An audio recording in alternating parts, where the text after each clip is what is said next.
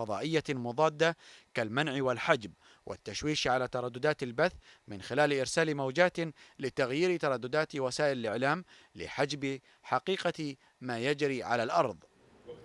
فبدا التشويش أداة من أدوات حرب إعلامية مضادة في إطار لعبة سياسية حقلها الإعلام، رغم أنها غير مبررة وتشكل انتهاكا لحرية التعبير وحق الملايين في الحصول على المعلومة.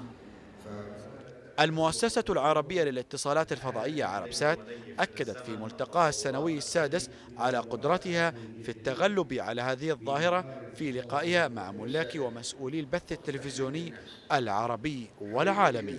لم يتعود العالم في البث التلفزيوني العادي انه يضطر انه يسوي التشويش هذا، لانه في عرف مهني بين القنوات التلفزيونيه وفي البث الفضائي. المؤسسة العربية للاتصالات الفضائية عربسات باكتمال أسطولها الفضائي من الأقمار الاصطناعية الجيلين الرابع والخامس.